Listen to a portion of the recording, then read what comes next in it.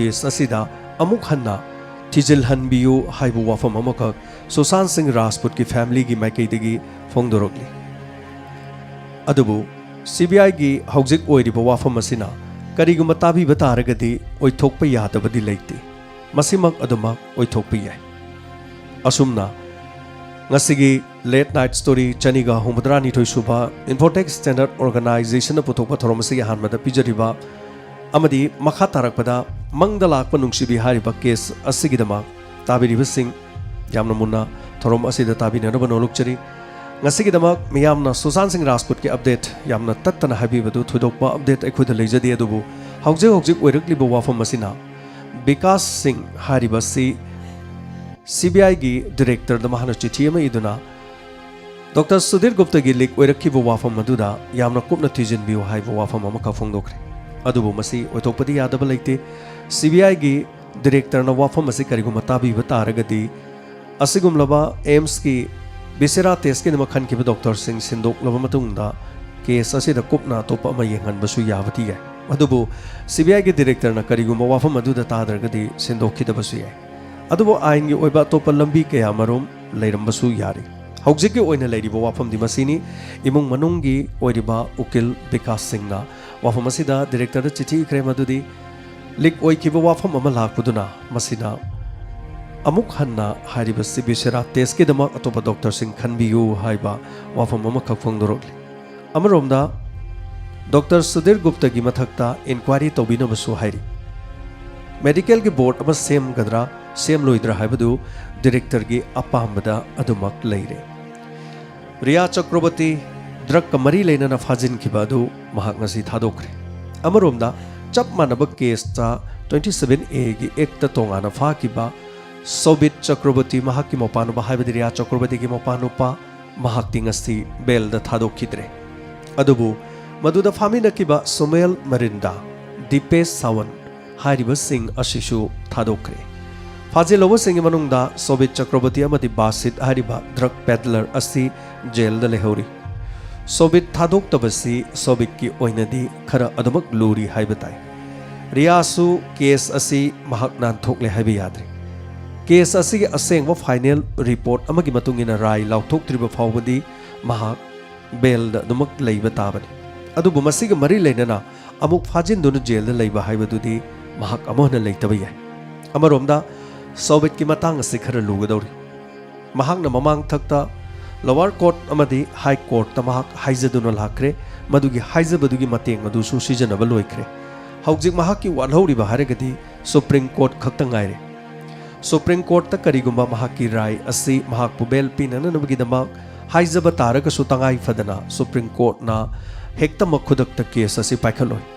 तंगाइ फदना था तरुक्ति चंगनी अदु अरबदि सोबित चक्रवर्ती jail the था तरुक अमा सांगथना लेइबा याय मचे थादोकले मौपा थादोक्त्रे ड्रग की वाफमना सोबित किदी करिगुम्बा चेनबा खर लेरे हाइबसे मसिना दुमक महेक सेंगना ताकले ड्रग लेइबा सिजनबा अमदि योनबा हाइबसे मसिगी एक्सिनी 27A हारिबसे मसि पांदुना रिया चक्रवर्ती सु फाखिबनी मोपा नुपा सोबित चक्रवर्ती सु फाखिबनी अदुरबदि 27A द मचे अमदि मोपा फारगा मचे न थादोरगा मोपा न फाजिल हौबा हाइबसे ड्रग का लोइना न मखोय मचिन मोपा फाखिबदि नत्ते अदुबो मखोय की मथक्ता पालिबा ड्रग असि मखोय ड्रग सिजननै ड्रग सि मखोयना लै अमदि ड्रग सि मखोयनि योली हाइबनि अदुबो मखोय मसादा ड्रग सिंग असिगा फाखिबा ओइरमलबदि का हेना केस असे लुरमबसु याबनि अमरोमदा समुएल मेरिंदा अमदि दीपेश किसु लोइनाना रिया अमदि सोबित हारिबा सिंग असि तोंगानबा ड्रग लेइबा योनबगी वाफमदा समुएल अमदि दीपेश की मखोयनिगी वाफमसि रिया अमदि सोबित ना हाइबदगी लेखिबा योनखिबा ngaktani मखोयदि चाबा नते सिजनबा नते हाइबा वाफमसि मखोयना चाखि अमदि सिजनखि हाइबगी विटनेस सु फंगदे अदुबु चेट्टा हाइबदि मखोयना वारि सानबा सिंगदा वाफम सिंग असि मथंग मथंग खंगलकपदगी मखोय अनिसु मसाना लेइबा याउखि योनबा याउखि तौबददि सिजनबदि याउदे हाइबसि सिजनखि हाइबगी करिगुम्बा मखोयदा विटनेस अमदि लेइते तुंगदा लाकदौरिबा असि खरदि लुरकदौरि सुशांत के केस असे इराय लाइनदि अदमक लोइरोइदौरि अमरोमदा सुधीर गुप्तना लीक ओइबा वाफम असे मसीनसु खर केस असिदा लुरकपा यारी केस असी सुसाइड ओइरगना करम मोंगदा सुसाइड तौकिबनो हातपा ओइरगना करम मोंगदा हातकिबनो हाइबसे अनिमक चपचाना पुथोकपा ngamde हातपदी नत्रे हाइबा वाफम अमा हाइरगदी सुसाइड ने हाइरगदी सुसाइड की मरमदु पियु हाइबा मतमदा पीबो ngamद्रगदी केस असिदा सुसाइड ने हाइबसु खंगदे सिजबनी हाइबसु खंगदे नत्रगा हलमबनी हाइबसु खंगदे हाइबसे अनीसिगी मनुंगद चममनना लेगदोरिबन अदुदी केस अमबु मतौ करमना हातपा नत्ते सुसाइड नि हेक्तमक करमना हाइगदोरि नत्रगना सुसाइड नत्ते मसी हातपनी हाइबसिसु करम्बा विटनेस पुथोकलगा हाइगदोरि अनिमक की ओइना हाइबदा अदुमक लुबा वाफम अमखकनि हौजिक ओइरिबा वाफम मसिदा तोंगान तोंगानबा एमेमेंट ऑफ सुसाइड हाइबा वाफम अमखक लाई मसिगी वाफम मसिना करिगुम्बा रिया चक्रवर्ती की मथक सीबीआई न केस असी ओनखलक तारगदी रिया चक्रवर्ती की ओइना यामना लुब खोंथांग अमा ओइगनी मसी खक्त नतना हाइरिबसिगी हौजिक फावबदी साखी अमत लैब नते अदुबु माना सिजरिबा सुशांत सिंह न सिजरिबा मरम असी रिया न मरम ओइदुना सीबनी अमेंडमेंट ऑफ सुसाइड तौजबनी हाइबगी वाफम लोमदा चटखरगदी मानी सुशांत सिंह राजपूत सुसाइड तौबनी अदुबु सुसाइड तौबगी मरम से रिया चक्रवर्ती नि हाइरक तारगदी रिया चक्रवर्ती की ओइना केस असोमदा यामना लुसिलकनी अमदी केस असी माइकई असोमदा लाक्लबदी रिया की ओइना यामना लाइबक थिबोइगनी हौजिकसु सीबीआई न केस सिंह असिदा यामना कुमना थिजिलिबगी मनुंगदा लुपा करोड़ 93-94 की वाफम अमा अदुमक होजिक मखा ताना चथद्री हारिबसिगी चु चपचाब विटनेस न चिंग केस असी मखा मथंग मथंग चथरकदौरी महांगना केबा चादिंग तौबा अतोप लमदा चटपा महाकी तोंगान तोंगानबा अके अमौ पुंसीगी महाकी तंगाई फदबा चही अमगी मनुंगदा चंगबा हिसाब सिंगदा लुपा लाख कुनगा मंगा सीजन नखी हाइबा चप चाबदी हौजिक फावबगी फंगबा ngamkre अदुबु मरक असिदा चही खरदा हाइबदी चही अनि फादबा मतम असिदा रिया चक्रवर्ती न कदाइदगी पैसा न महांगना लैखिबा फ्लैट अमदी महाकी इमुंगदा सीजनरिबा हेंगलगलिबा मरन मथुम सिंगी मतांगदा लुपा करोड़ 93-94 सीजन नखि नत्रगा लौकी नत्रगा ट्रांजैक्शन तौकी हाइबगी चप चाबा खुदमदी सीबीआई ना अमदी ईडी ना हारिबसिगी करिगुम्बा विटनेस अमत लैते अदुबु चिंगनरिबा वाफमदी लुपा करोड़ 93-94 असी मतौ करमना मंगोंदा लाक्लिबनो हाइबसिनी चही अमदा महानो कुंखिबा फिल्म सिंगदा सुक यामलबा पैसा लाक्निंगाई मरम अमता लैते लोइनाना महाकी तोंगान तोंगानबा अके अमौ मेकअप स्पाउदा चटपगी तोंगानबा मफमदा कोइबा चटपगी मदुगी फ्लाइट की टिकेट अमा अमा रेस्टोरांदा चटपगी कोइबगी लांगबगी पुमनमक असि पाथोकलुबदा लुपा लाख कुनगा मंगागी हिसाब ति चपचाना फंगे हाइबसिन अदुबु लाक्लिबा वाफम सिदा लुपा करोड़ 93-94 की वाफम असिगिदी विटनेस लैत्रि अदुबु मसीसु मखा ताना अदुमक थिजिलकपदी यारी असेंग मखंगबा ngamdri सीबीआई की केस करीमत लोइद्री इचम चमना हौजिक लैरिबा वाफम हाइबबु मर्डर नि हाइबसे मसी चपचाना पुथोकपा ngamdabaduna केस असिदा असेंग हाइबा ngamdabani तोंगानबा एंगल कया मरुमदा येंगदबा वाली इरोइ लोइबा वाफम अमदा ड्रग नत्रगा डिप्रेशन हाइबा वाफम असिन ओइरकपा यारी ड्रग सिजनबा मीरा नत्रगा सुशांत सिंह राजपूत नमदुना ड्रग सीजन हनखिब्रा मसीना मरम ओइदुना महाक डिप्रेशन लैरखिब्रा नत्रगा नमदुना सीजन हनखिबसिना महाकी मरन मथुम मत्नननबगिदमक्ता अतोप खोंथांग अमा थांगनबा होनरकब्रा हाइबु वाफम असि लाक्ली अमरोमदा तोंगानबा केस असिदा माइगोट नमखक्सु लाक्ली असेंगबदी खंगदे मीडिया ट्रायल दंगांगनबा वाफमनी इमुंग मनुंगी मियोय सिंगना सुशांत की लैरिबा मरन मथुम सि कलकपा फाउरम याय मरुआइना मचे सिंगना नमदुना ड्रग सिजनननबगिदमक्ता मचे सिंग सुखुत याउब्रा हाइबा वाफम अमखक लाक्ली अचुम्बदी खंगदे मरमदी दिल्लीदा लैबा महाकी मचे अमखकना सुशांत सिंह न महाक खांगबा ngamdre करम्बा ड्रग सागदगी हाइबदा डॉक्टर अमगा तानरगा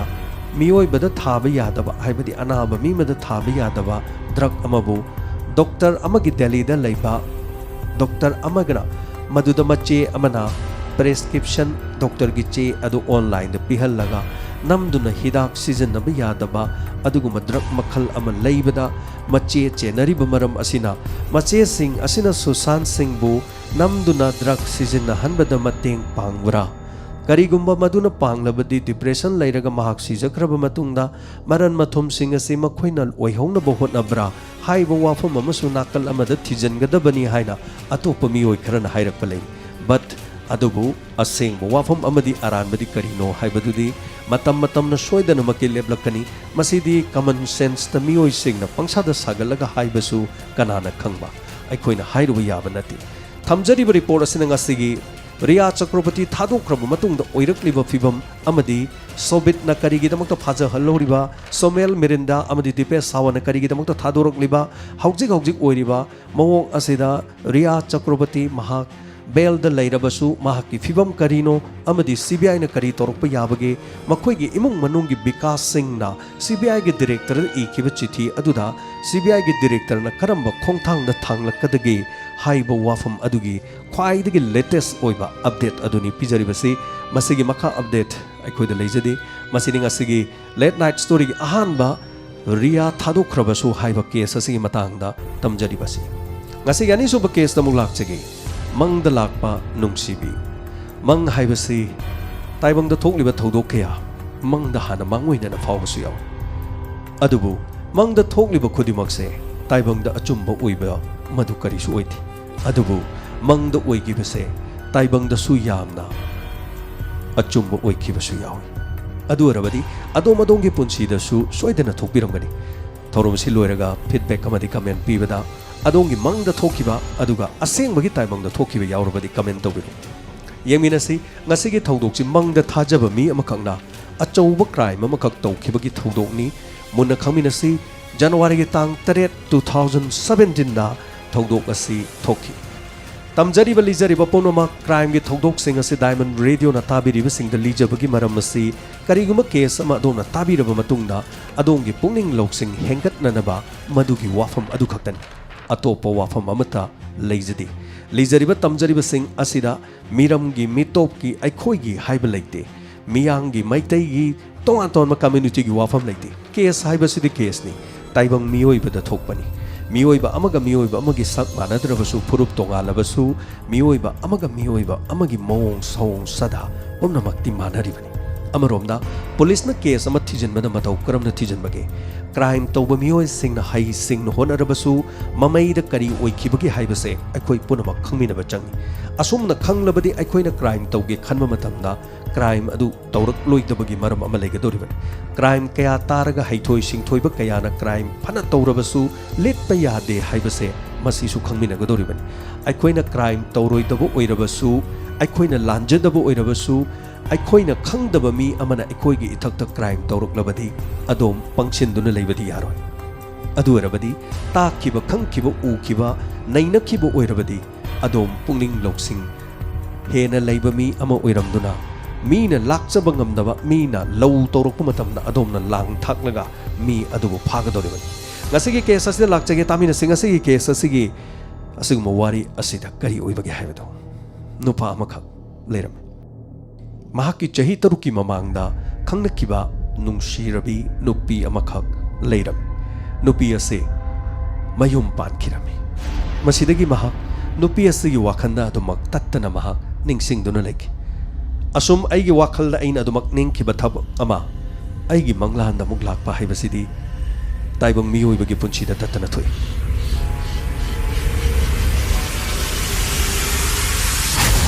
ꯑꯁꯨꯝꯅ नुपा असिगी मंगलांदा महाकी नुंगसिरबी मतम अमगी नुपी असि लाखी अमदी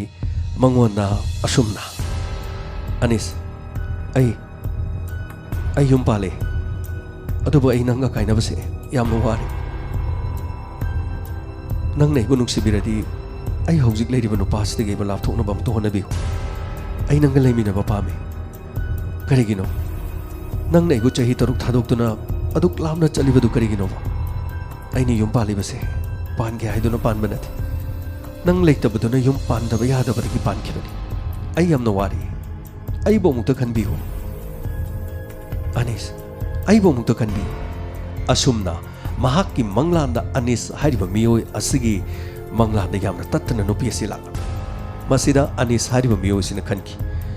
ꯃꯪꯗ ꯐꯥꯎꯔꯤꯕꯗꯨ ꯃꯍꯥꯛꯀꯤ ꯅꯨꯡꯁꯤꯅꯖꯔꯝꯕꯤ ꯅꯨꯄꯤ ꯑꯗꯨꯅ ꯃꯉꯣꯟꯗ ꯁꯤꯒꯅꯦꯜ ꯑꯃ ꯄꯤꯔꯛꯂꯤꯕꯅꯤ ꯍꯥꯏꯕꯗꯤ ꯇꯁꯦꯡꯅꯃꯛ ꯃꯍꯥꯛ ꯃꯌꯨꯝ ꯃꯀꯩ ꯄꯥꯟꯗꯨꯅ ꯂꯩꯔꯤꯕꯗꯣ ꯃꯍꯥꯛ ꯌꯥꯝꯅ ꯋꯥꯔꯦ ꯅꯨꯄꯥ ꯑꯗꯨꯒ ꯀꯥꯏꯅꯕ ꯄꯥꯝꯃꯤ ꯃꯍꯥꯛꯀ ꯂꯩꯃꯤꯟꯅꯕ ꯄꯥꯝꯃꯤ ꯍꯥꯏꯕ ꯋꯥꯐꯝꯁꯤꯡ ꯃꯌꯨꯝ ꯃꯀꯩ ꯄꯥꯟꯈ꯭ꯔꯕꯁꯨ ꯀꯔꯤ ꯇꯧꯕꯒꯤ ꯃꯍꯥꯛꯀ ꯅꯨꯡꯁꯤꯅꯔꯝꯕ ꯅꯨꯄꯤꯅꯤ ꯃꯍꯥꯛꯀ ꯑꯃꯨꯛ ꯂꯩꯃꯤꯟꯅꯕ ꯀꯔꯤꯁꯨ ꯀꯥꯏꯗꯦ ꯃꯍꯥꯛꯅꯁꯨ ꯑꯗꯨꯃꯛ ꯅꯨꯡꯁꯤꯖꯗꯨꯅ ꯂꯩꯔꯤ ꯑꯗꯨ ꯑꯣꯏꯔꯕꯗꯤ ꯃꯍꯥꯛ ꯀꯔꯤꯒꯨꯝꯕ ꯈꯔ ꯇꯧꯗꯕ ꯌꯥꯗꯦ ꯍꯥꯏꯕꯁꯤꯅꯤ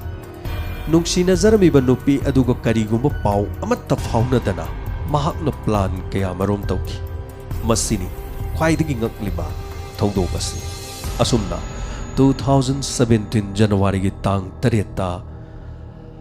ꯅꯨꯄꯤ ꯑꯁꯤꯒꯤ ꯃꯄꯨꯔꯣꯏꯕ ꯔꯕꯤ ꯀꯧꯏ ꯔꯕꯤ ꯍꯥꯏꯔꯤꯕ ꯃꯤꯑꯣꯏ ꯑꯁꯤ ꯗꯦꯜꯂꯤꯗ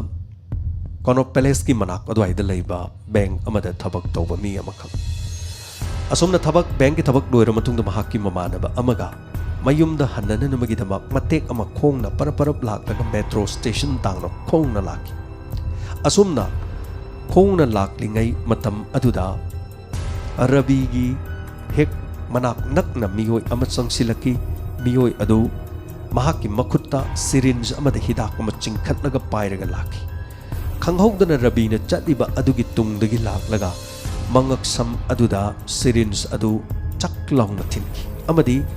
ꯔꯕꯤꯅ ꯀꯔꯤꯅꯣ ꯍꯥꯏꯗꯨꯅ ꯅꯥꯕꯣꯏ ꯀꯔꯤꯕꯣꯏ ꯃꯉꯛꯁꯝꯗ ꯂꯥꯝꯃꯒ ꯃꯗꯨꯒꯤ ꯇꯥꯟꯖꯥ ꯑꯗꯨꯗ ꯁꯛ ꯈꯪꯗꯕ ꯅꯨꯄꯥ ꯑꯗꯨꯅ ꯁꯤꯔꯤꯟꯖꯇ ꯌꯥꯎꯔꯛꯂꯤꯕ ꯍꯤꯗꯥꯛ ꯄꯨꯝꯅꯃꯛ ꯔꯕꯤꯒꯤ ꯃꯉꯛꯁꯝꯗ ꯀꯥꯞꯁꯤꯟꯈꯤꯔꯝꯃꯤ ꯃꯗꯨꯒꯤ ꯃꯇꯨꯡꯗ ꯔꯕꯤꯒ ꯂꯥꯛꯃꯤꯟꯅꯕ ꯃꯃꯥꯟꯅꯕ ꯑꯗꯨꯅ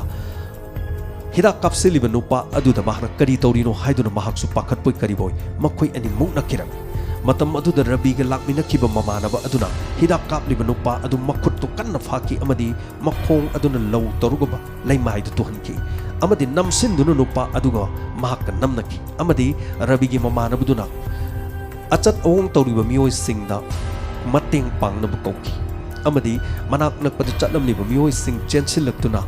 ꯅꯝꯁꯤꯟꯗꯨꯅ ꯊꯝꯂꯤꯕ ꯅꯨꯄꯥ ꯑꯗꯨ ꯐꯥꯈꯤ ꯃꯌꯥꯝ ꯆꯪꯗꯅ ꯐꯨꯈꯤ ꯀꯔꯤꯒꯤꯗꯃꯛꯇꯅꯣ ꯍꯥꯏꯅ ꯍꯪꯈꯤ ꯃꯍꯥꯛꯀꯤ ꯃꯃꯥꯟꯅꯕ ꯔꯕꯤꯒꯤ ꯃꯉꯛꯁꯝꯗ ꯈꯪꯍꯧꯗꯅ ꯂꯥꯛꯂꯒ ꯁꯤꯔꯤꯟꯖ ꯑꯁꯤꯅ ꯀꯥꯞꯁꯤꯜꯂꯤꯕꯅꯤ ꯔꯕꯤ ꯂꯩꯃꯥꯏꯗ ꯋꯥꯟꯊꯗꯨꯅ ꯂꯩꯈꯤ ꯋꯥꯟꯊꯗꯨꯅ ꯂꯩꯕ ꯔꯕꯤꯒꯤ ꯃꯑꯣꯡ ꯃꯇꯧ ꯅꯨꯄꯥ ꯑꯗꯨꯅ ꯁꯤꯔꯤꯟꯖ ꯀꯥꯞꯄꯒꯤ ꯐꯥꯕ ꯃꯤꯌꯥꯝ ꯑꯣꯝꯁꯤꯟꯅꯔꯝꯕꯗ ꯑꯆꯪꯕ ꯂꯥꯛꯂꯒ ꯍꯥꯏꯔꯤꯕ ꯃꯤꯑꯣꯏ ꯑꯗꯨ ꯌꯥꯝꯅ ꯊꯤꯅ ꯐꯨꯈꯤꯔꯝꯃꯤ ꯑꯗꯨꯕꯨ ꯃꯁꯤꯒꯤ ꯃꯇꯨꯡꯗ ꯄꯨꯂꯤꯁ ꯀꯧꯈꯤꯔꯝꯃꯤ ꯄꯨꯂꯤꯁ ꯃꯐꯝ ꯑꯗꯨꯗ ꯌꯥꯝꯅ ꯊꯨꯅ ꯂꯥꯛꯈꯤ ꯃꯁꯤꯒꯤ ꯃꯇꯨꯡꯗ ꯄꯨꯂꯤꯁꯅ ꯑꯍꯥꯟꯕꯃꯛꯇꯗ ꯑꯁꯣꯛꯄ ꯔꯕꯤ ꯑꯗꯨ ꯑꯦꯝꯕꯨꯂꯦꯟꯁ ꯇꯧꯔꯒ ꯍꯣꯁꯄꯤꯇꯥꯜꯗ ꯌꯥꯝꯅ ꯊꯨꯅ ꯃꯍꯥꯛꯀꯤ ꯄꯨꯟꯁꯤ ꯀꯟꯅꯅꯕꯒꯤꯗꯃꯛ ꯊꯥꯈꯤꯔꯝꯃꯤ ꯑꯃꯔꯣꯝꯗ ꯃꯐꯝ ꯑꯗꯨꯗ ꯄꯨꯂꯤꯁꯅ ꯃꯤꯌꯥꯝ ꯄꯨꯝꯅꯃꯛꯅ ꯐꯨꯗꯨꯅ ꯊꯝꯂꯝꯂꯕ ꯃꯤꯑꯣꯏ ꯑꯗꯣ ꯋꯥꯍꯪꯈꯤ ꯅꯪꯗꯤ ꯀꯔꯤꯒꯤꯅꯣ ꯃꯐꯝ ꯑꯁꯤꯗ ꯂꯥꯛꯂꯒ ꯅꯪꯅ ꯀꯔꯤꯒꯤꯗꯃꯛꯇꯅꯣ ꯅꯪ ꯁꯤꯔꯤꯟꯖ ꯇꯧꯔꯒ ꯃꯤꯒꯤ ꯃꯉꯛꯁꯝꯗ ꯀꯥꯞꯄꯤꯁꯤꯕꯣ ꯍꯥ ꯀꯔꯤꯒꯤꯅꯣ ꯅꯪꯒꯤ ꯅꯃꯤꯡ ꯀꯔꯤ ꯀꯧꯏ ꯁꯥꯔ ꯑꯩꯒꯤ ꯃꯤꯡ ꯄ꯭ꯔꯦꯝ ꯁꯤꯡ ꯀꯧꯏ ꯑꯩ ꯐꯤꯖꯤꯑꯣꯊꯦꯔꯥꯄꯤꯁ ꯑꯃꯅꯤ ꯑꯩꯅ ꯇꯧꯔꯤꯕ ꯊꯕꯛꯁꯦ ꯔꯕꯤ ꯍꯥꯏꯔꯤꯕ ꯅꯨꯄꯥꯁꯤꯒꯤ ꯃꯍꯥꯛꯀꯤ ꯅꯨꯄꯤꯅ ꯑꯩꯉꯣꯟꯗ ꯍꯥꯏꯕꯗꯒꯤ ꯑꯩꯅ ꯇꯧꯖꯕꯅꯤ ꯀꯔꯤ ꯔꯕꯤꯒꯤ ꯅꯨꯄꯤꯅ ꯅꯉꯣꯟꯗ ꯀꯔꯤ ꯍꯥꯏꯔꯤꯕ ꯃꯥꯒꯤ ꯅꯨꯄꯥꯒ ꯃꯥꯒ ꯂꯩꯃꯤꯟꯅꯕꯗꯤ ꯌꯥꯝ ꯅꯨꯡꯉꯥꯏꯇ꯭ꯔꯦ ꯑꯗꯨꯅ ꯅꯨꯄꯥ ꯑꯁꯤꯒ ꯃꯥꯒ ꯂꯥꯞꯊꯣꯛꯅꯅꯕꯒꯤꯗꯃꯛ ꯃꯥꯒꯤ ꯄꯨꯟꯁꯤꯕꯨ ꯀꯟꯕꯤꯌꯨ ꯍꯥꯏꯗꯨꯅ ꯌꯥꯝꯅ ꯇꯠꯇꯅ ꯍꯥꯏꯔꯛꯄꯅꯤ ꯃꯗꯨꯗꯒꯤ ꯊꯕꯛ ꯑꯁꯦ ꯑꯩꯈꯣꯏꯅ ꯄꯥꯡꯊꯣꯛꯄꯅꯤ ꯑꯩꯈꯣꯏꯅ ꯍꯥꯏꯕꯗꯤ ꯀꯔꯤꯅೋ ꯃꯁꯤ ꯄꯨꯝꯅꯃꯛꯁꯤ ꯃꯥꯒꯤ ꯅꯨꯄꯤꯗ ꯍꯪꯉꯒ ꯈꯪꯒꯅꯤ ꯑꯁꯨꯝꯅ ꯄꯨꯂꯤꯁꯅ ꯋꯥ ꯍꯪꯕ ꯃꯇꯝꯗ ꯁꯨꯝꯅ ꯍꯥꯏꯈꯤ ꯃꯁꯤꯒꯤ ꯃꯇꯨꯡꯗ ꯃꯤꯑꯣꯏ ꯑꯗꯨ ꯄꯨꯂꯤꯁꯅ ꯄꯨꯈꯤ ꯋꯥꯍꯪ ꯄꯥꯎꯍꯪ ꯃꯈꯥ ꯇꯥꯅ ꯆꯠꯊꯅꯅꯕꯒꯤꯗꯃꯛ ꯑꯃꯔꯣꯝꯗ ꯔꯕꯤ ꯍꯣꯁꯄꯤꯇꯥꯜꯗ ꯄꯨꯕ ꯃꯇꯝꯗ ꯃꯁꯥ ꯑꯗꯨ ꯒ꯭ꯌꯥꯟ ꯇꯥꯈꯤꯗꯦ ꯌꯥꯝꯅ ꯃꯍꯥꯛ ꯇꯧꯐꯝ ꯈꯪꯗꯕ ꯑꯗꯨꯒꯨꯝꯂꯕ ꯇꯥꯟꯖꯥ ꯑꯃꯗ ꯃꯊꯣꯡ ꯃꯔꯝ ꯈꯪꯗꯅ ꯃꯤ ꯑꯃꯈꯛ ꯂꯥꯛꯂꯒ ꯃꯉꯛꯁꯝꯗ ꯍꯤꯗꯥꯛ ꯀꯥꯞꯁꯤꯜꯂꯝꯕꯗꯨꯗꯒꯤ ꯃꯍꯥꯛ ꯒ꯭ꯌꯥꯟ ꯑꯗꯨꯃꯛ ꯇꯥꯈꯤꯗꯦ ꯃꯍꯥꯛꯀꯤ ꯏꯃꯨꯡ ꯃꯅꯨꯡꯒꯤ ꯃꯤ ꯃꯍꯥꯛꯀꯤ ꯂꯣꯏꯅꯕꯤ ꯂꯥꯛꯈꯤ ꯃꯃꯥ ꯃꯄꯥ ꯂꯥꯛꯈꯤ ꯍꯣꯁꯄꯤꯇꯥꯜꯗ ꯋꯥꯐꯝꯁꯤꯡ ꯑꯗꯨ ꯃꯈꯣꯏꯁꯨ ꯇꯥꯈꯤ ꯃꯈꯣꯏ ꯑꯉꯛꯄ ꯑꯣꯏꯈꯤ ꯃꯁꯤꯒꯤ ꯃꯇꯨꯡꯗ ꯄꯨꯂꯤꯁꯅ ꯍꯣꯁꯄꯤꯇꯥꯜꯗ ꯂꯥꯛꯇꯨꯅ ꯔꯕꯤꯒꯤ ꯅꯨꯄꯤꯗ ꯋꯥꯍꯪꯈꯤ ꯑꯩꯈꯣꯏꯅ ꯐꯥꯔꯤꯕ ꯅꯨꯄꯥꯁꯤꯅ ꯍꯥꯏꯕꯗ ꯍꯤꯗꯥꯛꯁꯤ ꯅꯪꯅ ꯀꯥꯞꯄꯅꯣꯅ ꯍꯥꯏ ꯅꯪꯅ ꯀꯥꯞꯄꯣ ꯍꯥꯏꯗꯅ ꯀꯥꯞꯄꯅꯤ ꯍꯥꯏꯔꯤ ꯃꯁꯤ ꯑꯆꯨꯝꯕ ꯋꯥꯐꯝꯂꯥ ꯀꯔꯤꯅꯣ ꯍꯥꯏꯕꯤꯔꯤꯗꯣ ꯏꯟꯁꯄꯦꯛꯇꯔ ꯑꯩꯗꯤ ꯀꯅꯥꯃꯇ ꯃꯁꯛ ꯈꯪꯗꯦ ꯅꯨꯄꯥꯁꯤꯁꯨ ꯃꯁꯛ ꯈꯪꯗꯦ ꯑꯗꯨꯒ ꯀꯔꯤꯒꯤꯗꯃꯛ ꯑꯩꯒꯤ ꯏꯄꯨꯔꯣꯏꯕꯗ ꯑꯩꯅ ꯍꯤꯗꯥꯛ ꯀꯥꯞꯄꯣꯅ ꯍꯥꯏꯒꯗꯧꯔꯤꯕꯅꯣ ꯋꯥꯐꯝ ꯑꯁꯤ ꯇꯥꯕꯗ ꯄꯨꯂꯤꯁꯁꯨ ꯑꯉꯛꯄ ꯑꯣꯏꯈꯤ ꯑꯗꯨꯕꯨ ꯑꯆꯨꯝꯕ ꯑꯃꯗꯤ ꯑꯗꯨꯃꯛ ꯂꯩꯔꯤꯕꯅꯤ ꯃꯔꯛ ꯑꯁꯤꯗ ꯃꯤꯑꯣꯏ ꯑꯗꯨꯗ ꯋꯥꯍꯪ ꯄꯥꯎꯍꯪ ꯇꯧꯗ꯭ꯔꯤꯉꯩꯗ ꯔꯕꯤꯒꯤ ꯍꯛꯆꯥꯡ ꯁꯣꯛꯆꯤꯜꯂꯛꯄꯗꯒꯤ ꯍꯣꯁꯄꯤꯇꯥꯜꯗ ꯑꯗꯨꯃꯛ ꯃꯍꯥꯛ ꯂꯩꯈꯤꯔꯝꯗꯦ꯫ ꯃꯁꯛ ꯈꯪꯗꯕ ꯃꯤ ꯑꯃꯈꯛꯅ ꯃꯉꯛꯁꯝꯗ ꯍꯤꯗꯥꯛ ꯀꯥꯞꯁꯤꯟꯈꯤꯕ ꯑꯗꯨꯗ ꯇꯁꯦꯡꯅꯃꯛ ꯍꯤꯗꯥꯛ ꯀꯥꯞꯄ ꯑꯗꯨꯒꯤ ꯔꯤꯑꯦꯛꯁꯟꯅ ꯔꯕꯤꯒꯤ ꯄꯨꯟꯁꯤ ꯂꯣꯏꯈꯤ꯫ ꯃꯁꯤꯒꯤ ꯃꯇꯨꯡꯗ ꯄꯨꯂꯤꯁꯅ ꯐꯥꯔꯤꯕ ꯃꯤꯑꯣꯏ ꯄ꯭ꯔꯦꯝ ꯁꯤꯡ ꯍꯥꯏꯔꯤꯕ ꯐꯤꯖꯤꯑꯣꯊꯦꯔꯥꯄꯤꯁ ꯑꯗꯨꯗ ꯃꯈꯥ ꯇꯥꯅ ꯋꯥꯍꯪ ꯄꯥꯎꯈꯤ꯫ ꯊꯕꯛ ꯑꯁꯤꯒꯤꯗꯃꯛ ꯅꯉꯣꯟꯗ ꯀꯅꯥꯅ ꯍꯥꯏꯕꯅꯣ? ꯑꯗꯨꯒ ꯀꯣꯟꯇ꯭ꯔꯦꯛ ꯀꯤलिꯡ ꯃꯁꯤꯒꯤꯗꯃꯛꯇ ꯅꯉꯣꯟꯗ ꯂꯨꯄꯥ ꯀꯌꯥ ꯄꯤꯕꯅꯣ? ꯁꯥꯔ, ꯑꯅꯤꯁ ꯌꯥꯗꯕ ꯀꯧꯕ ꯃꯤꯑꯣꯏ ꯑꯃꯈꯛ ꯂꯩ, ꯃꯍꯥꯛ ꯅꯣꯡꯃ ꯂꯥꯛꯈꯤ꯫ ꯑꯅꯤꯁ, ꯑꯩ ꯀꯩꯅꯣꯝꯇ ꯍꯥꯏꯒꯦꯅꯤ꯫ ꯀꯔꯤ ꯍꯥꯏꯒꯦ? ꯑꯅꯤꯁ, ꯀꯔꯤ ꯍꯥꯏꯒꯦ? ꯅꯪꯁꯨ ꯐꯤꯖꯤꯑꯣꯊꯦꯔꯥꯄꯤꯁ ꯑꯃ ꯇꯧꯕꯅꯤꯅ ꯅꯪ ꯈꯪꯂꯝꯒꯗ꯭ꯔꯅ ꯍꯪꯒꯦꯅ ꯇꯧꯕꯅꯤ꯫ ꯀꯔꯤꯒꯨꯝꯕ ꯍꯤꯗꯥꯛ ꯑꯃ ꯁꯤꯖꯤꯟꯅꯔꯒ ꯁꯤꯔꯤꯟꯖ ꯇꯧꯔꯒ ꯀꯥꯞꯁꯜꯂꯒ ꯃꯤꯁꯦ ꯍꯥꯠꯄ ꯌꯥꯒꯗ꯭ꯔꯥ? ꯀꯅꯥ ꯍꯥꯠꯀꯦ ꯍꯥꯏꯅꯣ? ꯑꯁ ꯑꯗꯨꯒꯨꯝꯕ ꯊꯕꯛꯇꯣ ꯇꯧꯕ ꯍꯧꯅꯗꯦꯗ, ꯑꯩꯈꯣꯏꯗꯤ ꯑꯗꯨꯒ ꯊꯣꯏꯅ ꯈꯪꯕ ꯂꯩꯇꯦꯗ꯫ ꯑꯁ ꯀꯩꯅꯣ, ꯅꯪꯁꯨ ꯐꯤꯖꯤꯑꯣꯊꯦꯔꯥꯄꯤꯁ ꯑꯃꯅꯤ, ꯃꯦꯗꯤꯀꯦꯜ ꯂꯥꯏꯟꯗ ꯂꯩꯕꯅꯤ, ꯀꯩꯗꯧꯕꯩ ꯈꯪꯉꯣꯏꯗꯣꯏꯅꯣ? ꯍꯤꯗꯥꯛ ꯍꯥꯏꯕꯗꯤ ꯈꯔ ꯌꯥꯝꯅ ꯅꯠꯇꯕ ꯈꯖꯤꯛꯇꯪ ꯍꯤꯗꯥꯛꯇꯣ ꯀꯥꯞꯄꯒ ꯁꯤꯕ ꯌꯥꯕ ꯃꯃꯤꯡ ꯑꯝꯇ ꯈꯪꯗ꯭ꯔꯕ? ꯁꯦ, ꯀꯔꯤꯒꯨꯝꯕ ꯍꯤꯗꯥꯛꯇꯣ ꯈꯪꯂꯕꯗꯤ ꯅꯪꯉꯣꯟꯗ ꯂꯨꯄꯥ ꯂꯥꯛ 2.5 ꯄꯤꯒꯅꯤ꯫ ꯃꯤꯑꯣꯏ ꯑꯃꯈꯛ ꯂꯩ, ꯋꯥꯐꯝꯁꯤ ꯅꯪꯅ ꯀꯅꯥ ꯑꯃꯇ ꯍꯥꯏꯕ ꯌꯥꯗꯦ꯫ ꯀꯔꯤꯒꯨꯝꯕ ꯋꯥꯐꯝꯁꯤ ꯍꯥꯏꯔꯕꯗꯤ ꯅꯪ ꯑꯩꯒ ꯑꯋꯥꯕ ꯇꯥꯗꯣꯏꯅꯤ꯫ ꯑꯗꯨ ꯂꯨꯄꯥ ꯂꯥꯛ 2.5 ꯅꯪꯉꯣꯟꯗ ꯏꯔꯥꯏ ꯂꯥꯏꯅ ꯄꯤꯕ, ꯑꯗꯨꯒ ꯀꯅꯣꯠ ꯄꯦꯂꯦꯁꯇꯒꯤꯅ ꯃꯦꯇ꯭ꯔꯣ ꯁ꯭ꯇꯦꯁꯟ ꯐꯥꯎꯗ ꯂꯥꯛꯄꯗ ꯃꯤ ꯑꯃ ꯂꯥꯛꯀꯅꯤ꯫ ꯃꯤꯁꯤꯒꯤ ꯃꯃꯤꯡ ꯔꯕꯤ ꯀꯧꯏ꯫ ꯃꯍꯥꯛꯀꯤ ꯃꯉꯛꯁꯝꯗ ꯅꯪꯅ ꯍꯤꯗꯥꯛꯇꯣ ꯈꯤꯇꯪ ꯀꯥꯞꯄꯒ ꯂꯣꯏꯔꯦ꯫ ꯊꯕꯛꯁꯤꯕꯨ ꯅꯪꯅ ꯄꯥꯡꯊꯣꯛꯂꯕꯗꯤ ꯅꯪꯉꯣꯟꯗ ꯂꯨꯄꯥ ꯂꯥꯛ 2.5 ꯑꯩ ꯅꯉꯣꯟꯗ ꯍꯥꯟꯅ ꯄꯤꯌꯣꯁꯨ ꯄꯤꯒꯦ꯫ ꯑꯁꯨꯝꯅ ꯑꯅꯤꯁ ꯍꯥꯏꯔꯤꯕ ꯃꯤꯁꯤꯅ ꯄ꯭ꯔꯦꯝ ꯁꯤꯡꯗ ꯍꯥꯏꯕ ꯋꯥꯐꯝ ꯑꯁꯤ ꯄꯨꯂꯤꯁꯇ ꯇꯝꯈꯤꯔꯝꯃꯤ꯫ ꯃꯁꯤꯒꯤ ꯃꯇꯨꯡꯗ ꯑꯅꯤꯁꯅ ꯍꯥꯏꯔꯛꯄꯒꯤ ꯃꯇꯨꯡꯏꯟꯅ ꯐꯤꯖꯤꯑꯣꯊꯦꯔꯥꯄꯤꯁ ꯑꯣꯏꯔꯤꯕ ꯄ꯭ꯔꯦꯝ ꯁꯤꯡꯅ ꯍꯤꯗꯥꯛ ꯑꯁꯤ ꯑꯦꯅꯦꯁꯊꯦꯇꯤꯛ ꯃꯈꯜ ꯑꯃ, ꯃꯤ ꯋꯥꯟꯊꯕ ꯌꯥꯕ ꯑꯁꯤꯒꯨꯝꯕ ꯑꯃꯒ ꯑꯇꯣꯞꯄ ꯍꯤꯗꯥꯛ 3-4ꯒ ꯄꯨꯟꯁꯤꯟꯅꯔꯕ ꯃꯇꯨꯡꯗ ꯔꯤꯑꯦꯛꯁꯟ ꯑꯃ ꯊꯣꯛꯍꯜꯂꯒ ꯁꯤꯕ ꯌꯥꯕ ꯍꯤꯗꯥꯛꯁꯤ ꯑꯦꯝꯁꯇ ꯊꯕꯛ ꯇꯧꯕ ꯗꯣꯛꯇꯔ ꯑꯃꯒ ꯑꯃꯨꯛ ꯍꯟꯅ ꯐꯤꯖꯤꯑꯣꯊꯦꯔꯥꯄꯤꯁ ꯄ꯭ꯔꯦꯝ ꯁꯤꯡꯒ ꯄꯥꯎ ꯐꯥꯎꯅꯔꯕ ꯃꯇꯨꯡꯗ ꯍꯤꯗꯥꯛ ꯈꯔ ꯍꯪꯈꯤ꯫ ꯃꯇꯝ ꯑꯗꯨꯗ ꯑꯦꯝꯁꯀꯤ ꯄꯥꯎ ꯄꯤꯔꯛꯈꯤꯕ ꯃꯤ ꯑꯗꯨꯗꯤ ꯑꯗꯨꯒꯨꯝꯕ ꯐꯠꯇꯕ ꯊꯕꯛ ꯑꯃ ꯇꯧꯒꯅꯤ ꯍꯥꯏꯕꯒꯤꯗꯤ ꯃꯍꯥꯛ ꯈꯪꯈꯤꯗꯦ꯫ ꯇꯁꯦꯡꯅꯃꯛꯀꯤ ꯊꯣꯛꯂꯤꯕ ꯊꯧꯗꯣꯛ ꯑꯁꯤꯗ ꯐꯤꯖꯤꯑꯣꯊꯦꯔꯥꯄꯤꯁ ꯑꯁꯤꯒꯤ ꯄ꯭ꯔꯦꯝ ꯁꯤꯡ ꯍꯥꯏꯔꯤꯕꯁꯤꯅ ꯃꯍꯥꯛꯅ ꯍꯤꯗꯥꯛ ꯃꯈꯜ ꯈꯔ ꯊꯤꯈꯤ꯫ ꯃꯁꯤꯒꯤ ꯃꯇꯨꯡꯗ ꯂꯨꯄꯥ ꯂꯥꯛ 2.5 ꯂꯧꯔꯒ ꯊꯕꯛ ꯑꯁꯤ ꯄꯥꯡꯊꯣꯛꯄꯅꯤ ꯍꯥꯏꯕ ꯋꯥꯐꯝꯁꯤ ꯄꯨꯂꯤꯁꯇ ꯃꯌꯦꯛ ꯁꯦꯡꯅ ꯍꯥꯏꯈꯤ꯫ ꯃꯁꯤꯒꯤ ꯃꯇꯨꯡꯗ ꯆꯦꯟꯅꯔꯤꯕ ꯀꯦꯁ ꯑꯁꯤꯗ ꯈ꯭ꯋꯥꯏꯗꯒꯤ ꯃꯀꯣꯛ ꯑꯣꯏꯔꯤꯕ ꯃꯦꯟ ꯑꯦꯀ꯭ꯌꯨꯖ ꯑꯣꯏꯔꯤꯕ ꯑꯅꯤꯁ ꯌꯥꯗꯕ, ꯃꯍꯥꯛ ꯄꯨꯂꯤꯁꯅ ꯃꯍꯥꯛꯀꯤ ꯃꯐꯝ ꯈꯪꯈꯤ, ꯂꯣꯏꯅꯅ ꯃꯍꯥꯛ ꯃꯌꯨꯝꯗꯒꯤ ꯐꯥꯈꯤ ꯑꯃꯗꯤ ꯋꯥꯍꯪ ꯄꯥꯎꯍꯪ ꯇꯧꯈꯤ꯫ ꯑꯅꯤꯁ ꯌꯥꯗꯕ, ꯍꯧꯖꯤꯛꯇꯤ ꯅꯪꯒꯤ ꯄ꯭ꯂꯥꯟ ꯄꯨꯝꯅꯃꯛ ꯂꯣꯏꯅ ꯐꯦꯜ ꯑꯣꯏꯔꯦ ꯍꯥꯏꯕ ꯌꯥꯔꯦ꯫ ꯍꯣꯏ, ꯔꯕꯤꯗꯤ ꯅꯍꯥꯛꯅ ꯏꯟꯁꯤꯟꯕꯗꯒꯤ ꯂꯨꯄꯥ ꯂꯥꯛ 2.5 ꯄꯤꯔꯒ ꯄ꯭ꯔꯦꯝ ꯁꯤꯡꯅ ꯍꯤꯗꯥꯛ ꯀꯥꯞꯄꯗꯒꯤ ꯁꯤꯈ꯭ꯔꯦ꯫ ꯑꯗꯨꯕꯨ ꯍꯧꯖꯤꯛꯇꯤ ꯅꯪꯁꯨ ꯐꯥꯔꯦ, ꯄ꯭ꯔꯦꯝ ꯁꯤꯡꯁꯨ ꯐꯥꯔꯦ꯫ ꯅꯈꯣꯏꯅ ꯇꯧꯈꯤꯕ ꯊꯕꯛꯇꯣ ꯃꯇꯧ ꯀꯔꯝꯅ ꯇꯧꯈꯤꯕꯅꯣ, ꯅꯪꯅ ꯀꯔꯤ ꯋꯥꯈꯜꯗꯒꯤ ꯇꯧꯈꯤꯕꯅꯣ ꯍꯥꯏꯕꯗꯣ ꯃꯌꯦꯛ ꯁꯦꯡꯅ ꯑꯩꯈꯣꯏꯗ ꯍꯥꯏꯌꯨ꯫ ꯁꯥꯔ, ꯑꯩ 2010ꯗ ꯔꯕꯤꯒꯤ ꯅꯨꯄꯤ ꯑꯁꯤꯒ ꯑꯩꯒ ꯀꯣꯂꯦꯖꯇ ꯊꯦꯡꯅꯔꯛꯈꯤ꯫ ꯏꯕꯥꯅꯤ ꯌꯥꯝꯅ ꯅꯨꯡꯁꯤꯅꯈꯤ꯫ ꯃꯇꯝ ꯑꯗꯣ ꯃꯍꯥꯛ ꯑꯩꯒ ꯅꯨꯡꯁꯤꯅꯕꯒꯤ ꯂꯝꯕꯤꯗ ꯈꯣꯡ ꯊꯥꯡꯖꯤꯟꯗꯨꯅ ꯏꯕꯥꯅꯤ ꯄꯨꯟꯁꯤ ꯆꯨꯞꯄ ꯅꯨꯡꯁꯤ ꯆꯥꯟꯅꯅ ꯍꯤꯡꯃꯤꯟꯅꯁꯤ ꯍꯥꯏꯗꯨꯅ ꯋꯥꯁꯛꯅꯈꯤ꯫ ꯑꯗꯨꯕꯨ ꯑꯁꯨꯝꯅ ꯏꯕꯥꯅꯤ ꯅꯨꯡꯁꯤꯅꯗꯨꯅ ꯂꯥꯛꯂꯕ ꯃꯇꯝ ꯈꯔ ꯂꯩꯔꯕꯗ ꯑꯩꯉꯣꯟꯗ ꯂꯩꯀꯥꯏ ꯑꯗꯨꯗ ꯊꯣꯛꯄ ꯔꯦꯞ ꯀꯦꯁ ꯑꯃꯒꯤꯗꯃꯛ ꯑꯩꯉꯣꯟꯗ ꯑꯩ ꯆꯦꯟꯅꯩ ꯍꯥꯏꯗꯨꯅ ꯐꯥꯏꯜ ꯇꯧꯈꯤ꯫ ꯃꯁꯤꯅ ꯑꯩꯒꯤ ꯄꯨꯟꯁꯤꯗ ꯑꯆꯧꯕ ꯑꯁꯣꯏꯕ ꯑꯃ ꯑꯣꯏꯈꯤ꯫ ꯑꯩꯉꯣꯟꯗ ꯔꯦꯞ ꯀꯦꯁꯀꯤ ꯐꯥꯏꯜ ꯇꯧꯔꯛꯈꯤꯕꯁꯤꯅ ꯑꯩꯒ ꯈꯪꯅꯖꯕꯤ ꯅꯨꯄꯤ ꯑꯁꯤꯅ ꯑꯩꯒꯤ ꯄꯨꯟꯁꯤꯗꯒꯤ ꯂꯥꯞꯊꯣꯛꯈꯤ꯫ ꯃꯃꯥ ꯃꯄꯥꯁꯨ ꯑꯍꯥꯟꯕꯗ ꯑꯩꯒ ꯈꯪꯅꯕꯗꯨꯗ ꯃꯃꯥ ꯃꯄꯥꯁꯨ ꯌꯥꯔꯝꯃꯤ꯫ ꯑꯩꯒ ꯂꯨꯍꯣꯡꯕ ꯍꯥꯏꯗꯨꯅ ꯐꯥꯎꯕ ꯂꯦꯞꯅꯈꯤ꯫ ꯃꯇꯝ ꯂꯦꯞꯅꯗ꯭ꯔꯕꯁꯨ ꯏꯕꯥꯅꯤꯒꯤ ꯅꯨꯡꯁꯤꯅꯕꯒꯤ ꯃꯔꯤꯗ ꯃꯈꯣꯏꯒꯤ ꯃꯃꯥ ꯃꯄꯥꯅ ꯌꯥꯈꯤ꯫ ꯑꯗꯨꯕꯨ ꯑꯩꯒꯤ ꯏꯊꯛꯇ ꯔꯦꯞ ꯀꯦꯁ ꯑꯃꯅ ꯐꯥꯏꯜ ꯇꯧꯔꯛꯈꯤꯕꯗꯨꯗꯒꯤ ꯃꯃꯥ ꯃꯄꯥꯅꯁꯨ ꯃꯆꯥꯅꯨꯄꯤꯕꯨ ꯂꯥꯞꯊꯣꯛꯍꯟꯈꯤ꯫ ꯃꯗꯨꯗꯒꯤ ꯀꯟꯚꯤꯛ ꯇꯥꯗꯨꯅ ꯆꯍꯤ 3 ꯑꯩ ꯖꯦꯜꯗ ꯂꯩꯔꯨꯏ꯫ ꯆꯍꯤ 3 ꯖꯦꯜꯗ ꯂꯩꯔꯨꯕ ꯃꯇꯨꯡ ꯑꯩ ꯊꯣꯔꯛꯈꯤ꯫ ꯑꯩꯅ ꯊꯣꯔꯛꯄ ꯃꯇꯝꯗꯗꯤ ꯃꯍꯥꯛ ꯃꯌꯨꯝ ꯄꯥꯟꯗꯨꯅ ꯂꯩꯔꯝ ꯑꯩ ꯅꯨꯄꯤ ꯑꯁꯤ ꯅꯠꯇꯅ ꯑꯩꯒꯤ ꯄꯨꯟꯁꯤꯗ ꯅꯨꯄꯤ ꯑꯃꯠꯇ ꯑꯩꯅ ꯈꯟꯈꯤꯕ ꯂꯩꯇꯦ ꯃꯤꯀꯨꯞ ꯈꯨꯗꯤꯡꯃꯛ ꯑꯩꯅ ꯖꯦꯜꯗ ꯂꯩꯔꯤꯉꯩꯗꯁꯨ ꯃꯍꯥꯛꯄꯨ ꯅꯤꯡꯁꯤꯡꯗꯨꯅ ꯃꯍꯥꯛꯇ ꯈꯟꯈꯤ ꯑꯗꯨꯕꯨ ꯑꯩꯅ ꯊꯣꯛꯂꯛꯄ ꯃꯇꯝꯗ ꯃꯍꯥꯛꯅ ꯂꯨꯍꯣꯡꯂꯝꯕꯗ ꯑꯩ ꯊꯃꯣꯏꯁꯤ ꯀꯥꯏꯈꯤ ꯑꯗꯨꯕꯨ ꯏꯟꯁꯄꯦꯛꯇꯔ ꯑꯩꯒꯤ ꯃꯪꯂꯥꯟ ꯈꯨꯗꯤꯡꯃꯛꯇ ꯃꯍꯥꯛꯅ ꯂꯥꯛꯏ ꯑꯗꯨꯒ ꯃꯍꯥꯛꯀꯤ ꯅꯨꯄꯥꯒ ꯂꯩꯃꯤꯟꯅꯕ ꯅꯨꯡꯉꯥꯏꯇ꯭ꯔꯦ ꯃꯍꯥꯛꯀꯤ ꯅꯨꯄꯥꯗꯒꯤ ꯂꯥꯞꯊꯣꯛꯄ ꯃꯗꯨ ꯑꯩꯉꯣꯟꯗ ꯁꯤꯜꯂꯨ ꯌꯥꯝꯅ ꯇꯠꯇꯅ ꯑꯩꯒꯤ ꯃꯪꯗ ꯂꯥꯛꯑꯒ ꯍꯥꯏꯈꯤ ꯃꯗꯨꯗꯒꯤ ꯑꯩꯅ ꯋꯥꯈꯜ ꯑꯃ ꯈꯟꯈꯤ ꯇꯁꯦꯡꯅꯃꯛꯀꯤ ꯑꯩꯒꯤ ꯄꯨꯟꯁꯤꯗ ꯃꯍꯥꯛꯅ ꯂꯥꯞꯊꯣꯛꯈ꯭ꯔꯕꯁꯨ ꯑꯇꯣꯞꯄꯒꯤ ꯑꯣꯏꯗꯨꯅ ꯂꯨꯍꯣꯡꯈ꯭ꯔꯕꯁꯨ ꯑꯩꯅ ꯃꯍꯥꯛꯄꯨ ꯁꯣꯏꯗꯅ ꯂꯧꯒꯅꯤ ꯃꯁꯤꯗꯒꯤ ꯃꯍꯥꯛꯀꯤ ꯅꯨꯄꯥꯗꯒꯤ ꯃꯍꯥꯛ ꯃꯇꯧ ꯀꯔꯝꯅ ꯂꯥꯞꯊꯣꯛꯀꯅꯤ ꯑꯩꯅ ꯃꯥꯒꯤ ꯅꯨꯄꯥꯗꯨꯗ ꯑꯩꯒ ꯅꯨꯡꯁꯤꯅꯔꯝꯃꯤ ꯍꯥꯏꯗꯨꯅ ꯍꯦꯛꯇ ꯐꯣꯡꯗꯣꯛꯂꯁꯤꯔꯥ मागा एगा अचेतपा नुक्सिनबगी मरी लेखे हाइदुन महाक्की नुपादा तमनसिरा आई कयरा हन खनकी अदुबु मदुदा थोलकदबसिंग अदुना इबानीगी पुंसीदा थुंगनब हाइबदु ओइबे यारोय अदु ओरबदी इबानीगी पुंसीदगी महाक लापथोक्किनब होनब हाइबसे महाक्की नुपा रवि हाटपा नतन करिगुंबा मदु उपाय लेथि मसिदगी हैना फिजियोथेरेपिस्ट की प्रेम सिंह तानरगी हिदाक सिकापना ननबगी दम ऐन होनकी नंगना मी नेक्त्रसु नंगना कापदी करी गाइगी नंगना मी अमा नेक्लिबसिन करिगी नंगना थंतना क्राइम अमा तौबदा मी सु याहोलिबगी मरमसि करिगिनो इंस्पेक्टर थौदोग असिदा फारबसु महाकपो वाफमदा ताबा अदुगा अइना लुपा लाख 2 मखाइ पीबदो अइगी मिंग पलक्तनबनि अदुबु हांगसु अइगी मिंग पलक्खि करिसु यारोइनि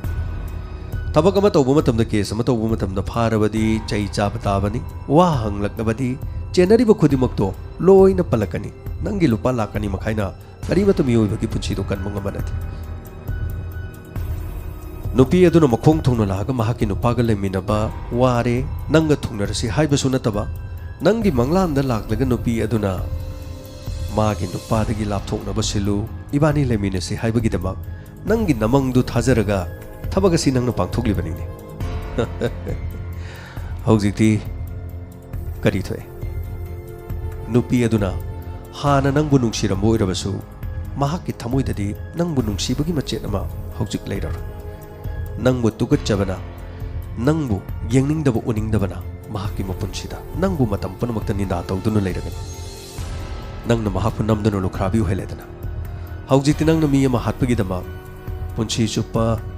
जेलदना पुंसी चुप्पा लेबा ताबनी नत्रगना अकनबा चार्जि थांगतुना नंगबु फारसी तौदुनु फाव हाटपगदोरिबनि मसीनिंगसिगी लेट नाइट स्टोरी की मंगदा लाकपा नुंगसिबी असुमना मंगदा लाकलगा नुपी अमा महाका खंगनरमदुनु महाकी नुपागा लेमिनबा नुंगाइत्रे महाकी पुंसी कल्लो हाइबगिदमा नुंगाइना नुंगसिनना लैरिबा मीगी मपुरोइबदुबु हाटनननबगिदमा फिजियोथेरेपिस्ट अमगा तानरगा इंजेक्शन मंगक्ता कापसलगा हाटनबु होनकिबा अमदि हाटसो हाटकिबा मदुगी असेंगबा थौदोगदुनि नसिगी थौदोक सिंह असि ताबिरगदुंगी थमोइदा करी फाउबिबगे फीडबैक अमदि कमेंट पिबियु मदु पाथोकचबगी तंजादो मुक लोकजगी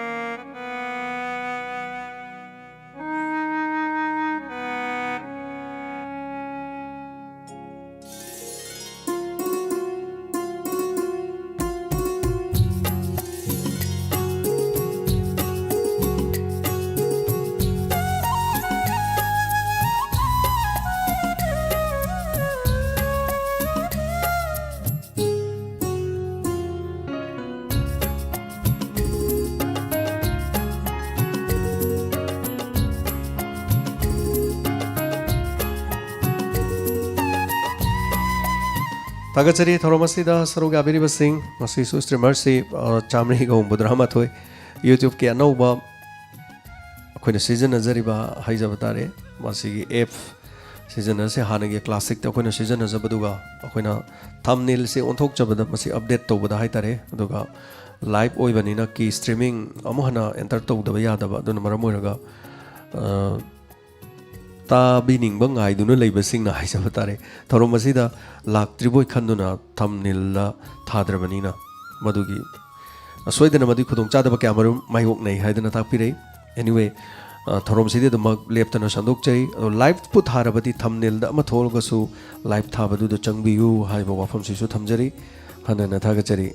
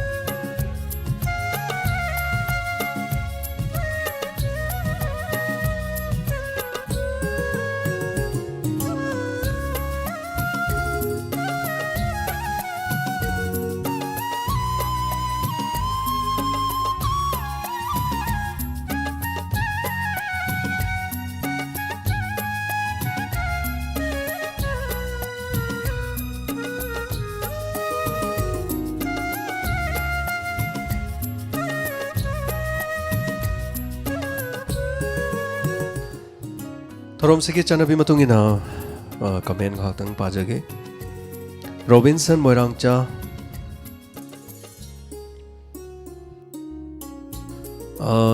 नहानगीदो आई वाही खरा सोइख्रे सुमाइना हाइगे तौबनी लेट नाइट ता लाखिबदो क्राइम रिपोर्ट्स ता लाई हाइगे तौबनी हाइबिरे ओ थागचरे रॉबिन्सन कैसु काइबल लेते मानवा कैदौबा दुम यावरम बेयाई नानाव सरो खाइबम मंगदो किबा पोट ताइबंगदो उबा यावख्रे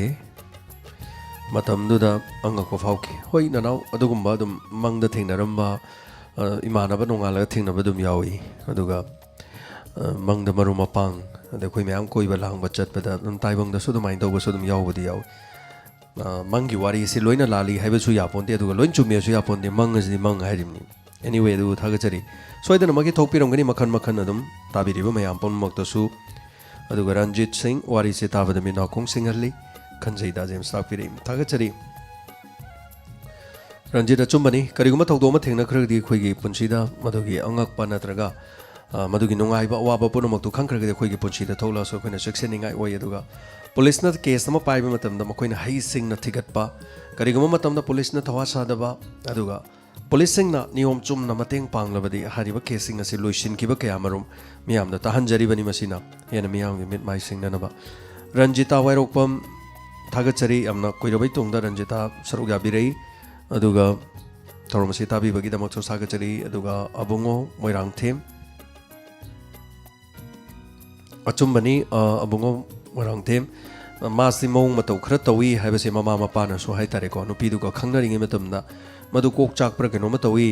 अदुगा रेप केस अमसु लाए अदुना मंगोंदगी लापथो हाइदना ममा मपाना लापथोनखिबनी बॉय डब 97 थागचरी रोबिंद्रो खाइदेम केजु चनु मीनदी थाजरोय तौरक्कदबा ओइरक्कदबा थबक अनंबा मंगदे यामना उगल्ली ऐसे अदुगा लौसनबा लेथोकपा हितबा ऐनदी अदुगा अदुमनदी तमी इमुंग मनुंगी मीदा अदुगा थौदोक थोलकांदा नंगना मंगद उखिबदो हाइना हे हे हाय अचुम्बनी केजु होय मंगद ओइरक्पदा अदुगा थोलक्कदबा खरा मंगदगा उरक्पा खोलक्पा केदौबा समटाइम्स अदुमाइना यावरक्पदुदि खराबो फै हाइतारेको अदुगा हेक्ता आइगे पुंसी कन्बिरो लाओ आई समाइन तौरे खोले का हाइबसे सिसु अदुम थोक्तब नते वारी ददि दुम पंगाव गारोग समदु अयामनदि खरा ओइबदि यादबा हाइतारे नुपीदुना ngasai La ai nupaduga lemina baware ebu kanbiyoga haisidi yam khena bawa famamni nako adubu thaga chare keju chumi mangda oba kedoba haitare smain to base aduga aina khan ki bawa khan khara aigi mangna mang hai jaina ngasi kari makhar khallaba aduga ningsing ki bawa famse horen mangda mu makha chathabasu su dum yawidana aduga aina sum khallabani na aigi wakhan pungninga chamana bani na haitare khaba sir diamond gi all moderators streamers by na takpire nungai na pothabiu khaba Sajida Naukcha wari sitab nungaijen takpiri khojam khoisnam prem joy wari sitab dem nungaije puning losing wain takpiri dabo aigi oina di 10 exam haidok pagi tattanam mangki mangda aduga adum chumki result to na takpiri dabo di hawani laisram ichan tajaudre loiraga tajargen takpiri mangalai chombam mi se jajani sengmani doli Susan ki kesi drak to ina chat kre na takpire DC libi ina wichanam yumlembam celebrity mangda hairami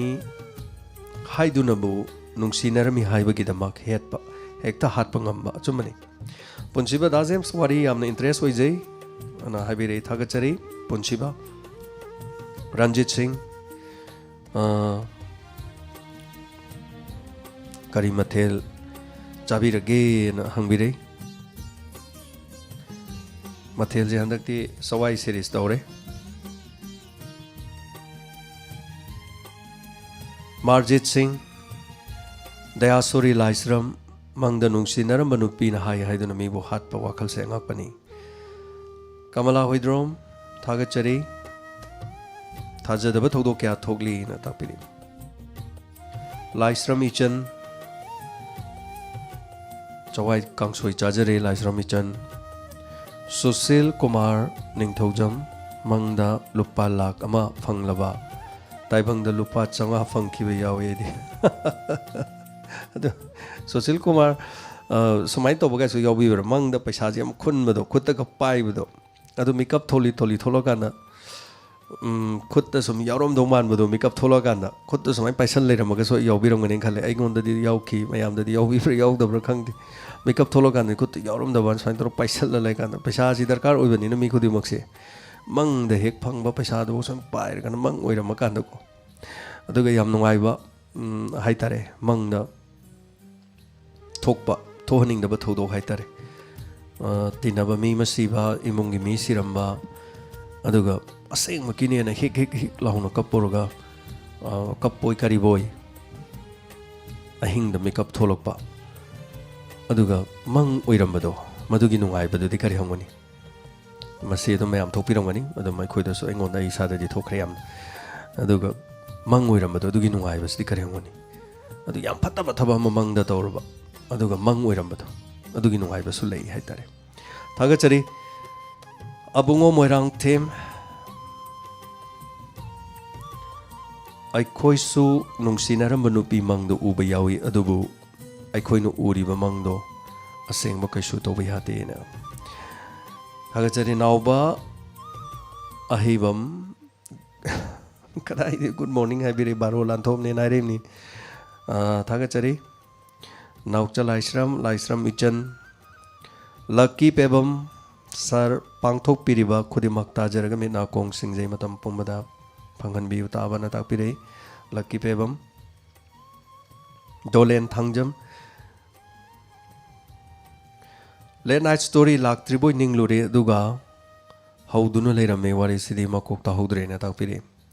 achumani madam celebrity haujaraba matung aina paba haurakanda YouTube ta live lai lakte na khoi staff se na halaga thame lakte na haire ado lakte na hairamni na amuk hanna streaming ki do mung namaga thajabani aduga khitang paba haurakanda haitare na hangi do maina lakte hairadi anirak thanaba tare haidana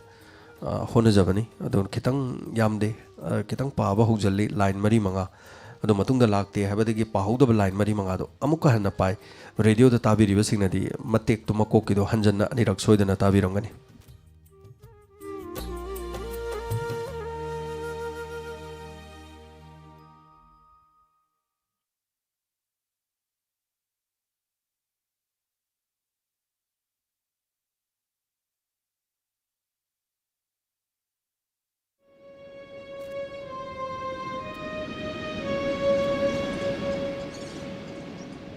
Oinam Jackson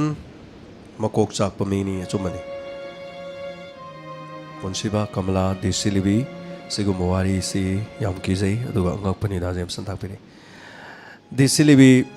ꯃꯁꯤꯅꯤ ꯄꯨꯟꯁꯤꯗꯀꯣ ꯑꯩꯈꯣꯏꯅ ꯃꯤꯉꯣꯟꯗꯗꯤ ꯁꯨꯡꯂꯥꯟ ꯂꯥꯟꯗꯕ ꯑꯗꯣ ꯑꯩꯗꯤ ꯆꯨꯝꯅ ꯆꯠꯆꯔꯤꯅꯦꯅ ꯆꯠꯇꯣꯔꯤꯅꯤ ꯑꯗꯨꯕꯨ ꯑꯩꯒꯤ ꯄꯨꯟꯁꯤꯗꯨꯅ ꯀꯅꯥꯒꯨꯝꯕꯒꯤ ꯄꯨꯟꯁꯤꯗ ꯌꯦꯠꯄ ꯍꯥꯏꯒꯗ꯭ꯔꯥ ꯀꯜꯂꯛꯄ ꯍꯥꯏꯒꯗ꯭ꯔꯥ ꯅꯨꯡꯁꯤꯗꯕ ꯍꯥꯏꯒꯗ꯭ꯔꯥ ꯑꯗꯨꯒ ꯃꯉꯣꯟꯗ ꯌꯦꯠꯂꯤ ꯃꯥꯒꯤ ꯅꯤꯡꯕ ꯊꯨꯡꯅꯕꯅꯦꯅ ꯑꯩꯕꯨ ꯍꯥꯠꯅꯕ ꯍꯣꯠꯅꯔꯛꯀꯗꯧꯔꯦ ꯍꯥꯏꯕꯗꯨꯗꯤ ꯑꯩꯗꯤ ꯈꯪꯖꯗꯕꯅꯤꯅ ꯑꯩꯗꯤ ꯇꯨꯃꯤꯟꯅ ꯑꯗꯨꯝ ꯆꯠꯇꯣꯔꯤꯕꯅꯦ ꯑꯗꯨꯅ ꯁꯥꯖꯟꯅꯕ ꯋꯥꯔꯤ ꯑꯃ ꯅꯠꯇꯦꯗꯣ ꯑꯁꯦꯡꯕ ꯋꯥꯔꯤꯅꯤ ꯇꯨꯡꯗꯒꯤ ꯂꯥꯛꯑꯒ ꯃꯉꯛꯁꯝꯗꯨꯗ ꯁꯤꯔꯤꯟꯖꯨ ꯆꯛ ꯂꯥꯎ ꯊꯤꯜꯂ ꯀꯥꯞꯁꯟꯕꯤꯔꯝꯃꯒ ꯄꯨꯟꯁꯤꯗꯨ ꯔꯕꯤ ꯍꯥꯏꯗꯨ ꯄꯨꯟꯁꯤ ꯃꯥꯡꯈ꯭ꯔꯕꯅꯦ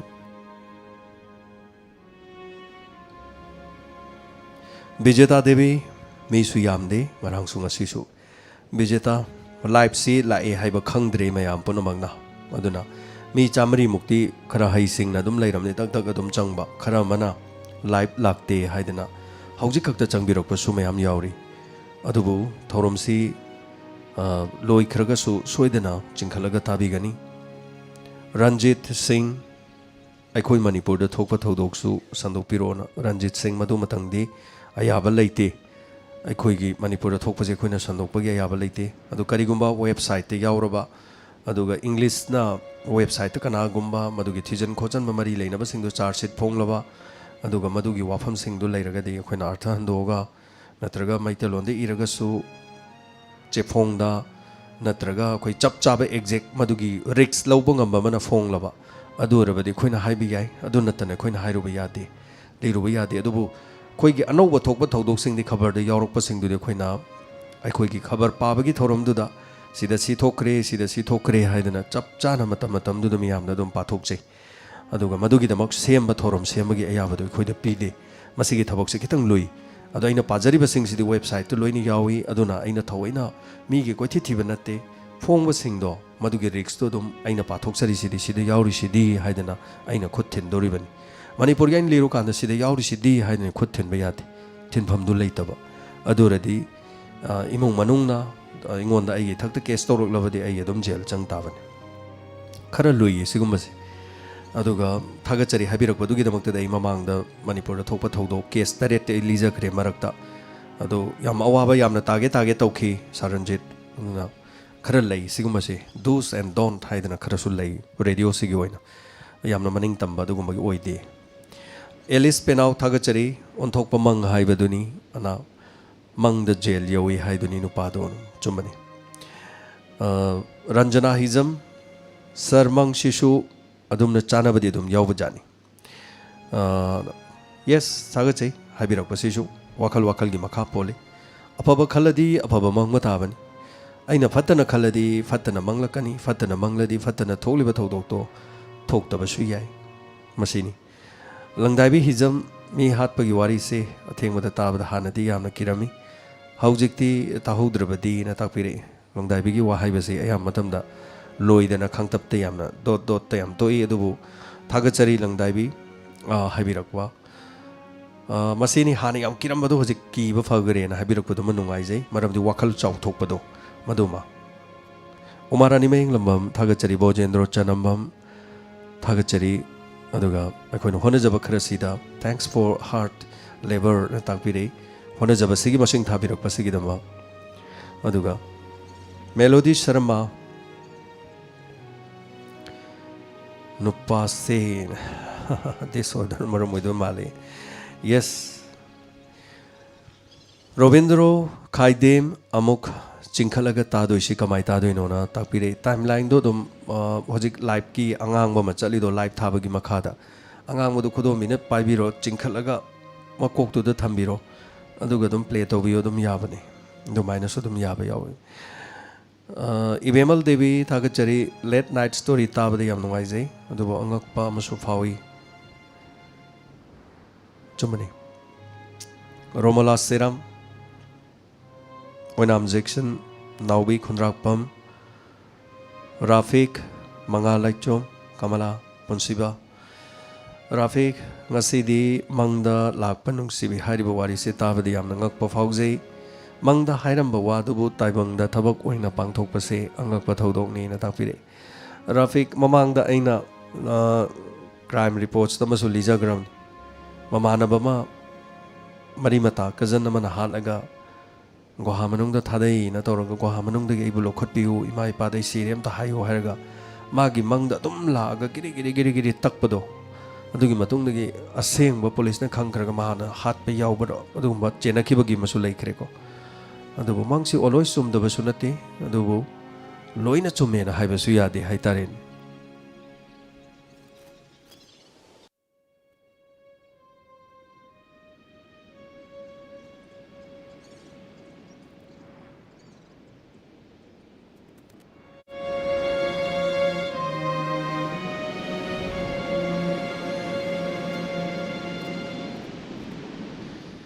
PPW Entertainment Karigumba Matamda Mang Haibasi Shoduma Chumba Oiraktabadi Nate Olois Sarbo Thagachari and Tapire PPW Thagachari Abong Toy Jet Yamna Hanare and Hanare and Adam Tapping Rang Abong Toy and Haibadoram Nomal Hanaba Kangdi Hanare Abong Toy Hanare Mayamna Kamen Irak Pasi Hantare Haibiribra Minatraga streamer sanga ising si masing handare na tapirira aduma khangdre anyway mathangi de ibira suyani ai ngahaktang pajari round ma thunga maga duga loisin jage hope sekho habiribra Aziz Khan Keju Mangal Umarani Premavati Naure ngai jabani adu loirame kana ching amohana chingkharaga tabirage habiri Jibon Bala Oina ngasi su pung kya dagi hoge chamana adom Jibon Bala ngasi su patarama thoi makai dum hoje aduga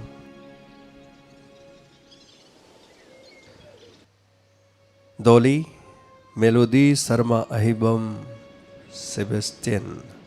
Melody Ahibam Dura ID se Anoba masila mamale anyway Thagachari Koisnam Premjoy Thagachari Milan Sana Kundrakpam Thagachari Bojendro Janambam very Amoksu Thagat Pire Thagachare Thagat Pira Banina Safiko Rahman Manipur Gi Kachin Kya the Laita Laira Himong Kyasu Diamond Radio na Imong Adubu Kitang Urabasu Mateng Pang Bada Achova Thodang Lobi Bagi Thagachari Tung Koina Ngambo Sanu Tapiri Safiko Rahman Yam nungaijai tapirakpa miyamgi matenga loinana pangjaba ngaktani adubu awaba tarba kayagi kholausi yamandana aisi pangjanbasu yawi aina di ngamjadabani loinamak haitareni aidi kober sunate karhimata nate chap manai adongomba chamjaba mimani aduga sarkar gi thabak tawjaba sunachade sum khara lila phara khara yaujaba isai music khara semba adumaina dum leijabani chamjamna Maduna awaba de dum mayam thengnarakpanina imung mamat awaba taba matamda ekhoi mayam leibanina angamangam pamanga tara khainaraga kari matamda mateng pangsi haidana sumaina hona jabani aduga tongan ba mioi kya chongthokpire tha amagi manungda asigumbada mateng pangbiu haidana lupa changa pathokpirakpa lisingama pathokpirakpa lisingama pathokpirakpa ngasisu lisingama pathokadaba mi ma ngasisu hengalai adumai tawdana Siguma sing sina punsan harga laita laira sing hojik hekta mak chaningai leitraba khana goma laibak thiba yaurabadi kari matam na mateng pangjabai thabak tu chathabani hai tare sapikor yamna di kaso pangmangam da yawi aduna thagachari habirak basigi damak thank you so much Dayasuri Laisram aduga inaubi once again Army Color Tamo area 51 gi wari amukta pubirona area 51 gi si tongan ba YouTube tasu khoigi Kano semba haitare video semba kanguna semba so isu tajakre aduga aina sem gena adugi paru matamda haitare ko madugi yam kanna thoidokpadi yamna kano de leite ꯑꯩꯅ ꯄꯥꯖꯔꯨꯕꯗ ꯍꯥꯏꯇꯥꯔꯦ ꯑꯩꯒꯤ interest ꯈꯔ ꯋꯥꯠꯄ ꯈꯣꯠꯄꯒꯤ ꯋꯥ ꯅꯠꯇꯅ ꯍꯥꯏꯇꯥꯔꯦ ꯑꯩꯅ ꯄꯥꯖꯔꯨꯕꯗ ꯏꯇꯦꯟ ꯇꯦꯟꯅ ꯑꯗꯨꯝ ꯈꯔ ꯐꯪꯕ ꯌꯦꯁ ꯍꯥꯏꯔꯤꯕꯁꯦ ꯑꯃꯦꯔꯤꯀꯥꯒꯤ ꯑꯔꯣꯟꯕ ꯃꯣꯏꯒꯤ ꯈꯨꯠꯂꯥꯏ ꯆꯥꯡꯌꯦꯡ ꯈꯨꯠꯂꯥꯏ ꯃꯌꯥꯝ ꯊꯝꯐꯝ ꯈꯣꯠꯐꯝ ꯁꯦꯟꯐꯝ ꯃꯤꯗꯤ ꯆꯪꯕ ꯌꯥꯗꯕ इवन रादर कनोदबौद सैटेलाइट उहनदब तौब खोप मफमद यूएफओ लई खोली हाइनब मफम मी लाख अनी अमुक्तद चंगजलगा एटेक तौर येंगुनी गाना मिचम मैम चेंजने तौर मी चाम चनी खक चेलुरे आर्मी लोन फाग्रे थोखिब थौदोक ले मदु नतन याम थोदोकसु लेजदे येंमिनसी मतमना मैम हाबिरकपदा हाइतारे हेमंत सोइदना चिंखलगा ताबीगनी सपना थोंग्राम अइदी ताखिबा थोखिबा थौदोक ओइना मंगद कोना उई ओ सपना गिजे थोखिबसिना कोना मंगद उई हाबिरकपनि ओके रोबन हाकपम मंगदा लिन चेना अइदी नोंगालगा पैसा फंग संगकपनि माइ माइगी रोबर्ट कैसो काइबा लेते कनागुमको अदुम दाउ से लेमी मंगदे याते अदि मong manungda da satai gana haiba mi su leyo मीन अदमा हैरगा मंगदा इसी याति पम यावगी नोम सियाजे क्रो क्रो हिता ते मजानी ना सद मीन मंगदे याति अदि मुंग मनुंग मी सिबा ना बे यावी गाय पाखत बजेना असागे दमदा सुम थाजबदो स्करीबु थोगबा गायना एनीवे थागचरी मंगाल मणिपुर रेंजर्स गेमिंग थागर के तौबनी हाय बोरमाले please help me to subscribe my channel Manipur rangers होय रेंजर्स सब्सक्राइब तौबदो पैसा तिंगदे केसु काइबा लेते सब्सक्राइब तौजगे तौरम लोइरगा अजीज खान मंगसी असुंबसु खरदि दुम यावी अदुबु 1990 तापिरे इबेमल देवी थागचरी रवि सबुंगबम चुम्बा वाफमनी तापिरे एजे रॉबिन्सन मयांग लंबम नावी खोंद्राफम सारमंगदा पैसा खुनबसे नोनिंग बमलई मंगदा पैसा दु खुलगा अदुम ताइबंगदसु फावबा दुगा सेंगमनी खलुरे कोना ज्ञान तारकपदा मत लेरमदे नाबिरे चुम्बनी याम यावख्रे दो मयामसु दुम यावबिरंगनी विजेता देवी तुमबसे तौरम लोइरगा हेक्तमक तुमबदी तुमद्रे विजेता थेंगे हौजिकसु स्मार्ट की प्रोग्राम अमगे हाइतारे अखोइसे प्रोजेक्ट याम कना साइ प्रोजेक्ट से कोइना तौजरिबा नोंगमदगी तौबा नोंगमदा मी क्या फोन तौरकपा कनाना करी तौरकपा प्रोग्राम दुगी मतुंगिना रेस्पॉन्स करी फीडबैक करी मी कयाम कमाइन तौरकपा मदुगी को लॉग फाइल सिंग सेमी थबक से खरा लुई हाइतारे दना थौरम संतोकपा थाबदी खरबु लाई हाइतारे अदो मसिगुमसी याम लुई अदो प्रोजेक्ट से निमित मंगानी की त्रांगानी की सारा थागतपसिदि असंगपो ओइ कोविड-19 सिना मो हेना लुग्रे अदना लंबीदे चलगा marks Upmi pot योनबदा marks Upmi photo का पथागते यादे दो अदगी मदुगी मयाम द पीरिबा खोइना पीरिबा अदगी खोइना होजि जिंगल लमा खोंजरिबा मार्क्स उपत्रबदी निक्सिंग हल्ल सही गारि सिगी फीडबैक मयाम अमुसु पीरिन सो मसे खोइगी थौनिना हाइतारे दो विजेता खितंग थेंगना तुम हेना बि लेरे कोनसम बिमोला थागचरी वारी से नुगाइन ताकपिरकवा डॉली कमला इनाउबी दयासोरी तंफा वारी से ताबद नुगाइजिना ताकपिरे लाइस्राम इचन रॉबिन्सन आई चवाई थोंग चाजै कांगसोई Ibemcha Devi army colour live लाक्तबदों तौयेनो आर्मी कलर यूट्यूब से खरा मोगी पॉलिसी प्रोग्राम यामनो होंगे यूट्यूब की हानदी क्लासिक ओइना दुम सिजनबने अनौबा होजिंगना मोगी अनौबा कैनोसे सिजनखिबदगी हाइतारेने मसे खरा ताइवोनबा हाइतारे दुगा मागी पीरिबा प्रोग्राम दो खोइना तौरगसु हानगी थंबनेल खरा थोकचलकपगुम्बा प्रोग्राम ममिंग ओथोखरसु ममिंग दो सेव तौखरसु आफ्टर ngसाइगी दो दुम थोकपगुम्बा दुम तौबा यावी अदुना खरा याम नुंगाइत्रे आर्मी कलर खोइदसु मसे खुलोइनबगिदमा खोइदसु खरा नोंनिनि से चंगिदौ माले सो अदुनानी मी यामदबगी मरम ओइनाम जैक्सन सार मंगदा लेखिद्रबा मी अमा उरबदी दाव याई नत्रगे यादे हाइबसिसु चुम्बजानी कोना ताबिरे ओइनाम जैक्सन कनागुम्बा मतम खोइना अहलमन इमा होइ लेरिंगे मतमना मंगदा अहलमन उरमी हाइदना नुमिदांगी मतमदा चाक इंसांग पुखमदा खजिक्तंग तोरगा खोइगी सुमांगी मी असिबो पुथोकपा माइतारेने खांगेन फमगा हाइबदो दोइदा कैनोसे चाइथोकपा कटपा खोटपा तौरम इमा होई मतमदगा दमाइन तौरम यावे अदो होजिक मतमददि दमाइन तौनबसु लेत्रे मदु थाजनबी मगी मनुंग दो ओइबनेना लोब याय अदुगा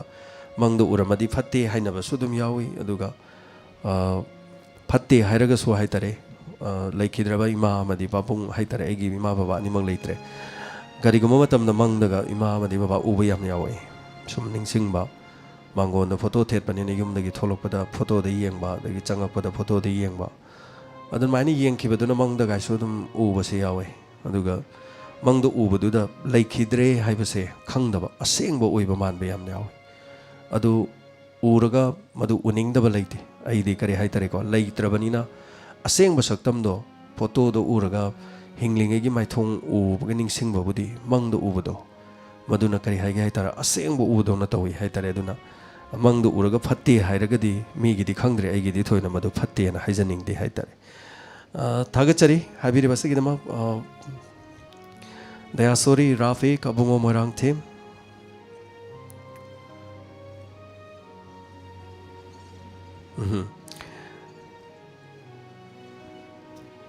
जनिता अंगोम मसी वारी से ताउद्रे शरण तापि दोलेन थांगजम मंगदा कप्पदि मकोल थोकना ताइबंगदा कप्पि अदुना अदुम हौदोकनारि होय दोलेन अदुमी से लेबनि अदुमाइना मंगदा कप्पदा डायरेक्ट कप्पा खोटपा हाइतारे समटाइम्स नोंगाइतबा थोलकांदा अदुम यावबा जानि मी से अदुम अखोइ से लोइ मानैदना सिनि अखोइ मी से चप मानै हाइस सोनिया फिजम थागचरि ngasi दिले ना story 273 शुबा 272 or 272 haire na haibor male 273 ni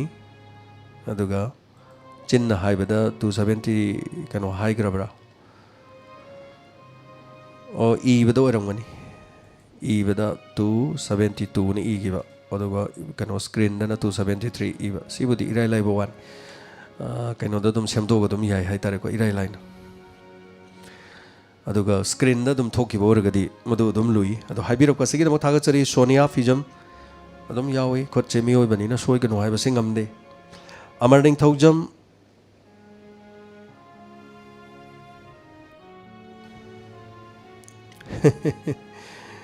Sushant की इमुंग मनुंगदा बदनाम तौरिबा रिपोर्टर दो स्वाइदिगी ओरमलदि नुंगाइदौनि अमरन तापी सेसाम कादिर फिजम फिल्म लाइव ताब नंगौद्रेन तापी अदुगा अब्दुल रहमान थागचरी अयाम लोइना पाजरे मयाम अदुगा रोनिबला ओक्रम थागचरी सुरेन खुमन थागचरी खेत्री जीवन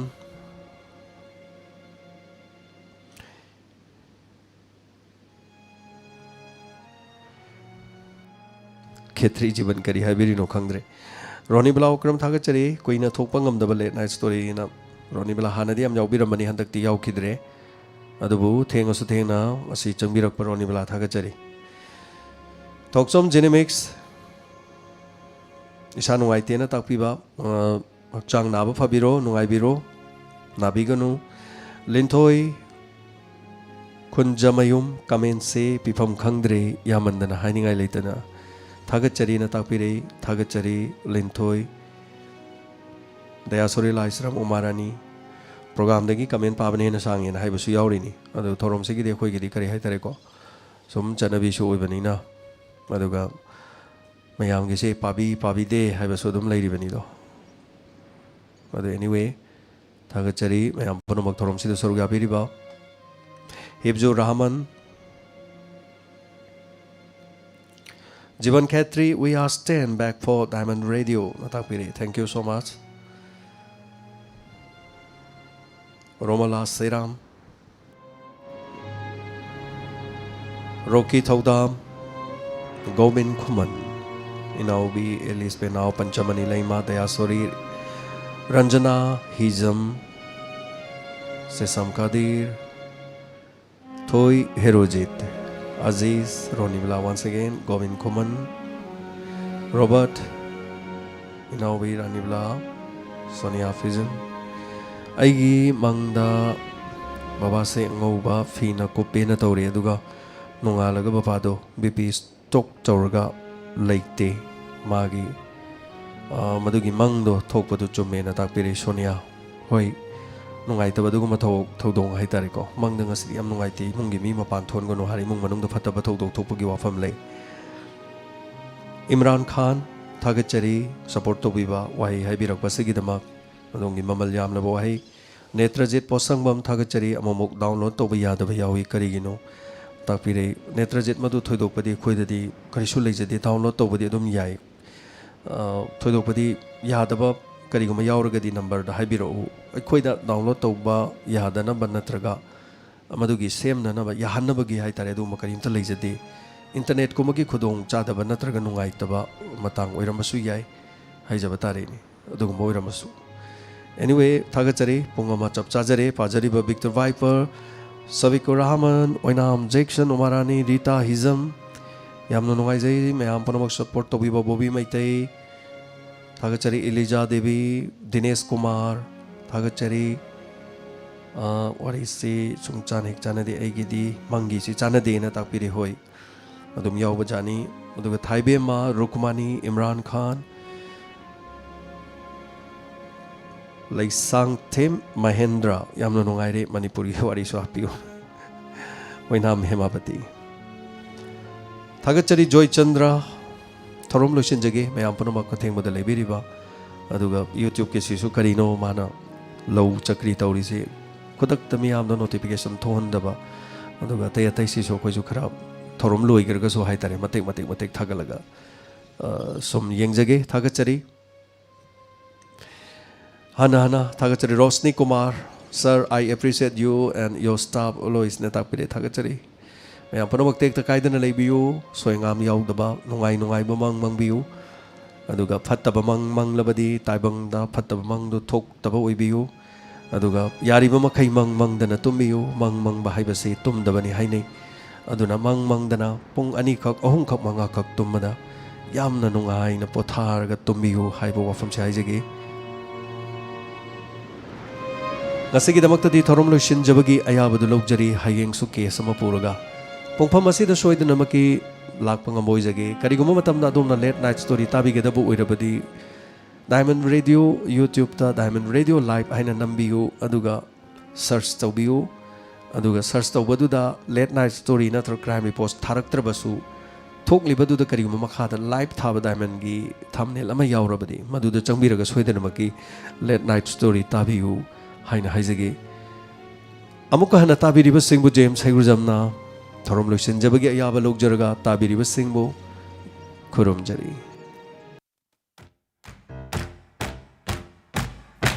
Chalo punna haudok lurasi Chalo warib nasi laururasi Max utrabadi ningsing halasi Corona boot hinglasi Max utrabadi khanghalasi Corona butringlasi Chalo aningba pangtuglasi Chalo wasak amasaglasi Chalo punangak minarasi Ano ba ajumba oy halasi Sapon si jinarasi Samthokani kutsa sengdokani Lepa yengani Max utrabadi ningsing halasi Corona butringani Masi anoba singnabani Ay koi punamayog nagadabani Unsi asigi wazaridi Wafam asi ay koi ingadabani Hitaruk lapthoglasi Anoba kong tang-tanggani Miyam pambagi khanggani Max utrabadi ningsing halasi Corona butringlasi Max utrabadi khanghalasi Corona butringlasi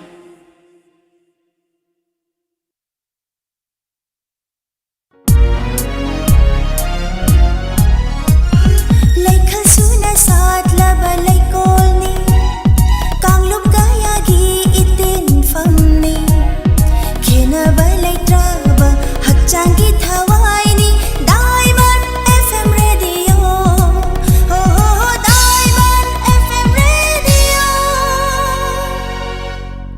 91.2 Diamond Radio Channel.